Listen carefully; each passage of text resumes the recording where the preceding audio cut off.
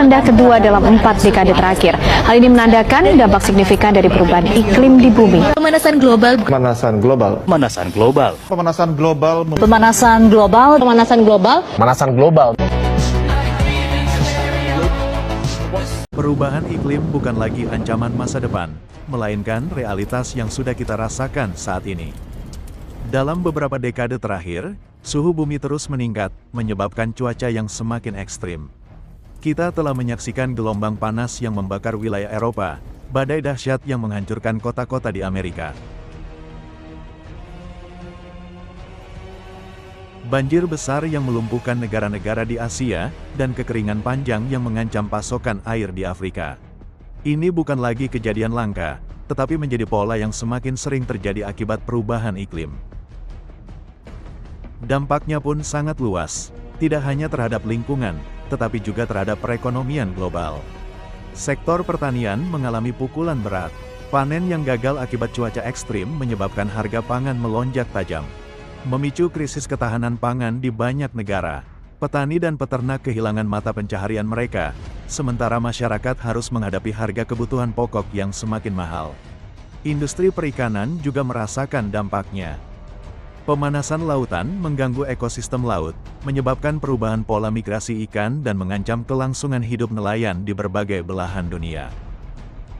Bencana alam yang semakin sering terjadi juga memberikan pukulan besar bagi perekonomian global. Infrastruktur yang rusak akibat banjir, badai, dan gempa bumi memerlukan biaya pemulihan yang sangat besar. Asuransi menjadi semakin mahal karena risiko yang semakin tinggi, sementara banyak bisnis harus menutup operasi mereka akibat kerusakan yang ditimbulkan oleh bencana. Negara-negara yang bergantung pada pariwisata juga merugi, karena destinasi wisata alam yang indah perlahan menghilang akibat pengaruh perubahan iklim. Namun, dampak perubahan iklim tidak berhenti di sektor ekonomi. Kesehatan manusia juga menjadi taruhannya.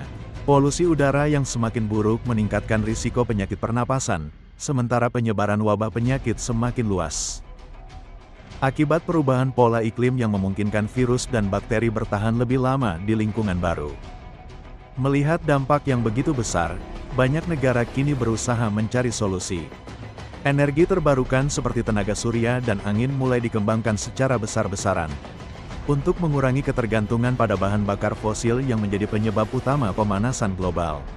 Teknologi hijau juga semakin dikembangkan, dari kendaraan listrik hingga inovasi dalam pengelolaan limbah.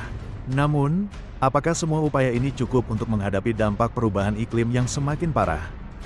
Faktanya, perubahan iklim adalah tantangan yang membutuhkan kerjasama global. Pemerintah, industri, dan masyarakat harus bergerak bersama untuk menciptakan solusi yang berkelanjutan. Setiap individu juga bisa berkontribusi, mulai dari menghemat energi, mengurangi penggunaan plastik, hingga memilih transportasi yang lebih ramah lingkungan. Jadi, apa yang bisa kita lakukan untuk membantu mengatasi krisis global ini? Cara untuk menanggulangi pemanasan global. Yang pertama, melakukan reboisasi atau penanaman kembali. Yang kedua adalah tidak menebangi pohon secara liar. Yang ketiga, kita melakukan reduce, reuse, dan recycle. Dan yang terakhir, mengurangi penggunaan bahan bakar fosil.